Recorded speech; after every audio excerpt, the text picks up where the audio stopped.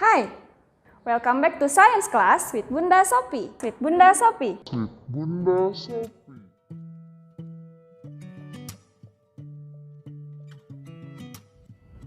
Untuk soal ini kalian bisa lihat di sini ada 3 buah magnet yang tidak diketahui kutub-kutubnya. Nah, jika A adalah kutub utara. Oke, kita tulis dulu ya. A itu utara. Kemudian B dan C tolak menolak. Kalau misalnya A utara, otomatis B adalah kutub selatan. Nah, di sini B dan C tolak menolak. Kalau tolak menolak berarti dia sejenis ya, berarti C juga selatan. Nah, kalau misalnya kita udah tahu C selatan, maka kita bisa tahu D itu apa? D itu utara, lawannya ya. Karena dalam satu magnet itu pasti ada kutub utara dan kutub selatan. Nah, kemudian C dan E tarik-menarik. Nah, kalau tarik-menarik berarti kutubnya tidak sejenis C dan E. Nah, berarti E itu berbeda dari C. Berarti dia utara. Nah, kemudian F-nya kita juga bisa tahu kalau F itu adalah selatan karena E dan F itu adalah satu magnet. Seperti itu caranya.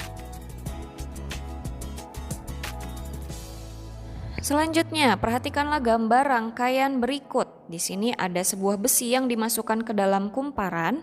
Kemudian kumparan tersebut dialiri arus listrik dari sumber tegangan baterai di sini ya. Nah, tentukanlah kutub positif dan negatif baterai. Ini adalah lambang dari baterai ya. Yang panjang, yang lebih panjang itu kutub positif. Kemudian yang pendek kutub negatif gitu. Berarti yang positif itu yang sebelah kiri, kemudian negatif itu sebelah kanan. Dan arus listrik itu selalu mengalir dari positif menuju negatif. Tuh ya. Dari positif dia akan mengalir menuju negatif. Ini langsung naik ya. Kawatnya itu langsung naik, tidak ke belakang dulu. Jadi dia langsung naik. Maka semua kumparannya akan naik gitu. Naik. Oke, ketika sudah naik maka dia akan menjadi turun ke sini. Seperti itu ya. Nah, jadi arah arusnya itu dari positif ke negatif dan arah arusnya naik. Tuh, pada kumparan itu naik. Gunakan kaidah tangan kanan untuk menemukan arah medan magnet. Nah, kalian gunakan jempol kalian. Kalian hadapkan telapak tangan kalian itu ke muka kalian, kemudian jempol kalian itu digunakan sebagai penunjuk arah arus. Nah, karena arah arusnya naik berarti jempolnya arahnya ke atas gitu. Kemudian kepalkan keempat jari kalian sisanya. Ketika dikepalkan maka keempat jari kalian akan menunjuk ke arah kanan ya. Nah, arah kanan itu merupakan arah medan magnet gitu. Ini arah medan magnet. Arah medan magnetnya ke kanan. Dan arah medan magnet ini biasanya selalu bergerak dari utara menuju selatan. Itu berarti kalau arahnya ke kanan, kanan merupakan kutub selatan dan kiri itu merupakan kutub utara. Seperti itu. Jadi kutub magnet A dan B, A itu utara, kemudian B itu selatan. Seperti itu. Nah, besi akan menjadi magnet yang bersifat tetap atau sementara. Sifat magnet yang akan dimiliki oleh besi pada gambar ini itu adalah sementara ya. Kenapa sementara?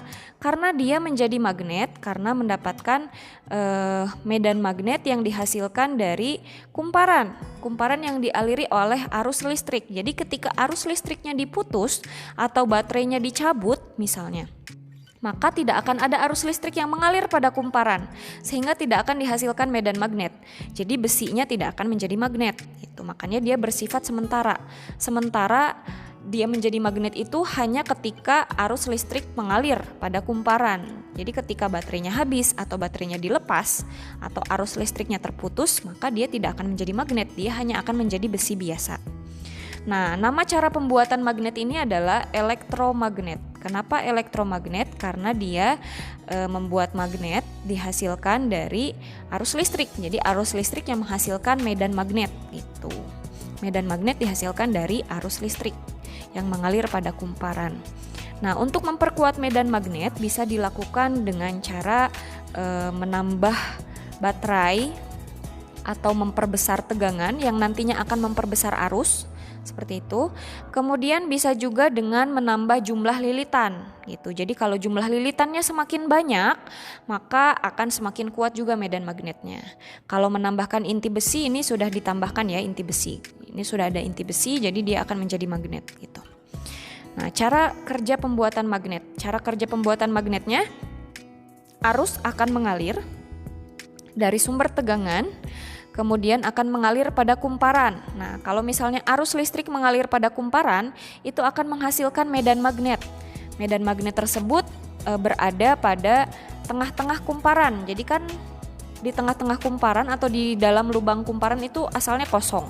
Tapi ketika kita taruh besi di dalamnya, maka besi tersebutlah yang akan mendapatkan medan magnet, yang akan memiliki medan magnet gitu. Makanya besi di sini akan menjadi magnet. Seperti itu. Nah, contoh benda yang menggunakan prinsip kerja seperti pada gambar. Jadi contoh benda-benda yang menggunakan prinsip elektromagnet itu ada dinamo ya. Dinamo atau motor DC. Kita bisa menyebutnya dengan motor DC. Kemudian ada juga bel listrik gitu. Salah satu contohnya. So, that's it. Hope you enjoy the video.